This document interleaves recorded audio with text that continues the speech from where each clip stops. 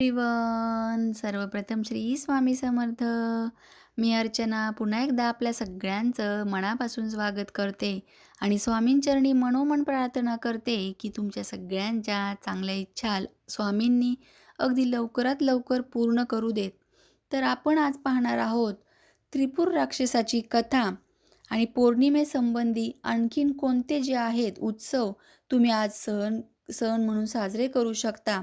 तर त्यासाठीच आजचा सगळ्यात पहिला आणि महत्त्वाचा असा भाग म्हणजे सूर्यास्तानंतर पहिल्या भागाला जो प्रदोष काळ चालू होतो, तर त्यावेळेस कार्तिक पौर्णिमा ही साजरी केली जाते. भगवान शिवशंकर जे त्रैलोक्याला त्रास देणाऱ्या त्रिपुरासुराचे त्या राक्षसाची 3 पुरे जाळून त्याला ठार करतात. म्हणून या पौर्णिमेला त्रिपुरारी पौर्णिमा असे म्हटले जाते. म्हणूनच या दिवशी घरात, घराबाहेर, देवळात, नदीच्या ठिकाणी, पाण्याच्या कोणत्याही प्रवाहाच्या ठिकाणी दिवे लावले पाहिजेत. तर ते कशाप्रकारे, काय आहे महत्त्व, सगळी डिटेलमध्ये एकदम साध्या सोप्या पद्धतीने कोणतीही किचकट गोष्ट व्रत वगैरे मांडणी न करता पाहणार आहोत. तर हा व्हिडिओ शेवटपर्यंत व्यवस्थित नीट ऐका आणि आपल्या चॅनलवर जर प्रथम असताल तर सबस्क्राईब करायला विसरू नका. अशाच साध्या सोप्या टिप्सची आपण इथं चर्चा करत असतो, माहिती घेत असतो, जी भविष्यात येणाऱ्या मोठमोठ्या गोष्टींची आपण मात छोट्या उपायाद्वारे करू शकतो. चला वळूया आपल्या विषयाकडे. आजच्या दिवशी दीपदान करणे अतिशय महत्त्वाचे आहे, ज्याप्रमाणे मी तुम्हाला सांगितले. याशिवाय कार्तिक स्वामींचे दर्शन घ्यायचे असतात आजच्या दिवशी, असा विधी आहे. त्यानंतर तुम्ही दीपोत्सव जो आहे, त्रिपूर पाजळणे असे म्हणतात याला. त्रिपूर राक्षसाची कथा या पौर्णिमेसंबंधी आहेत. तर त्रिपूर नावाचा एक राक्षस होता. त्याने तीर्थक्षेत्री मोठी तपश्चर्या केली आणि ब्रह्मदेवाला प्रसन्न करून घेतले. ब्रह्मदेवाने प्रसन्न होऊन वर माग असे सांगितले. त्रिपुराने तेव्हा असा वर मागितला, देवता, मनुष्य, निशाचर, स्त्री किंवा रोग यांच्यापासून मला मृत्यू न येऊ दे आणि त्यांच्यापासून अभय मिळावे असा वर मागितला. ब्रह्मदेवाने त्यावर तथास्तु म्हटले. ब्रह्मदेवाच्या या वरामुळे त्रिपुरासूर भलताच माजला. त्याची 3 पुरे होती, ती आकाशसंचारी होती. त्रिपूर त्या पुरात बसून संपूर्ण त्रैलोक्याला त्रास देऊ लागला. त्याच्या त्रासामुळे सर्व देव वैतागले, भगवान शंकरांना शरण गेले. तेव्हा भगवान शिवशंकरांनी आकाशसंचारी 3 पुरे जाळून टाकले आणि त्रिपुरासुराला ठार मारले. ही घटना कार्तिक पौर्णिमेच्या दिवशी प्रदोषकाळी संध्याकाळी घडली. त्यामुळे कार्तिक पौर्णिमा प्रदोषकाळीच साजरी केली जाते. म्हणूनच हा दीपोत्सव करून सर्व देवी देवतांनी आपला आनंद प्रकट केला. म्हणून या दिवशी अनेक दिवे प्रज्वलित केले जातात. त्याचप्रमाणे आणखीन एक कथाशास्त्र सांगते. तारकासूर नावाच्या राक्षसाला तारक्ष, कमलाक्ष आणि विद्युन्माली असे 3 पुत्र होते. मयासुराने या 3 पुत्रांसाठी 3 पुरे बनवून या तिघांना ते दिली. मयासुराने ही पुरे देताना त्यांना बजावले होते की तुम्ही कधीही देवांच्या वाटेला जाऊ नका, तसेच देवांचा कधीही अनादर करू नका.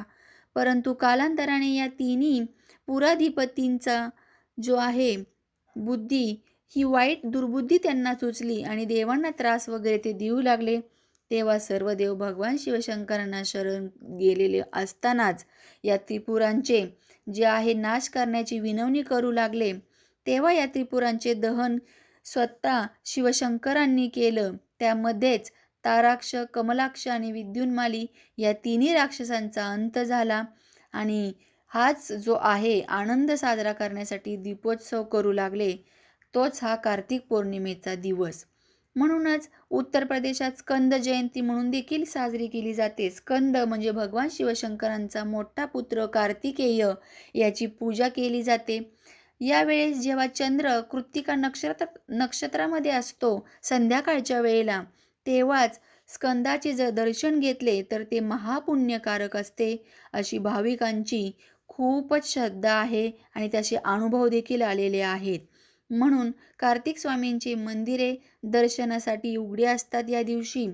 म्हणून हा जो आहे योग तो कोणी चुकवू नये आणि त्यासाठी जे आहे एक उपाय मी मागच्या व्हिडिओमध्ये सांगितला होता, तो तुम्ही जरूर केला पाहिजे. 2 मोरपिसांचा 2 मोरपिसांची एक जोडी जी कार्तिक स्वामींना अर्पण करायची आहे आणि दुसरी मोरपिसाची एक जोडी ती स्वतःला तुम्ही ठेवण्यासाठी त्यांच्या चरणापाशी लावून घरी आणायची आहे.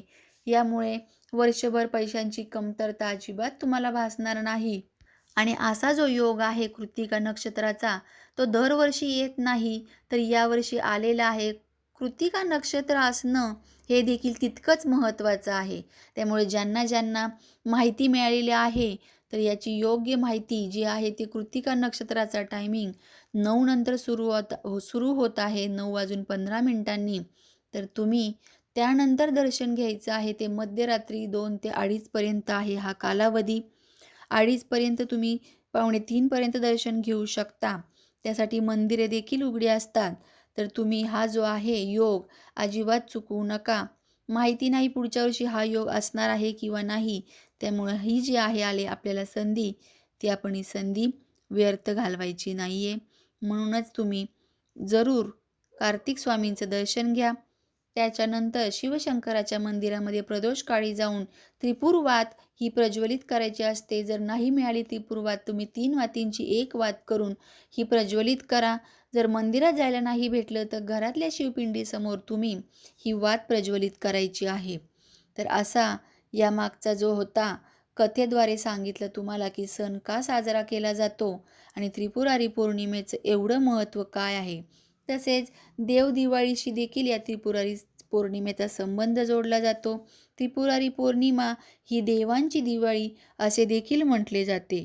म्हणूनच आजच्या दिवशी आपल्या घरात देखील ठिकठिकाणी दिवे तुम्ही लावायचे आहेत. तसेच एकादशीनंतर जो तुळशी विवाह सुरू झाला, त्याची आज सांगता असते त्रिपुरारी पौर्णिमेला म्हणजे शेवटचा दिवस.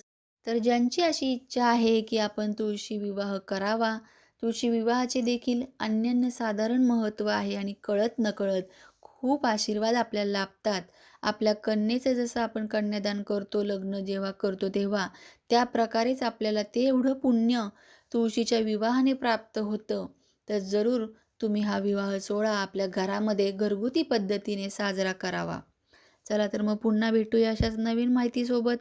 तोपर्यंत सर्वांना श्री स्वामी समर्थ.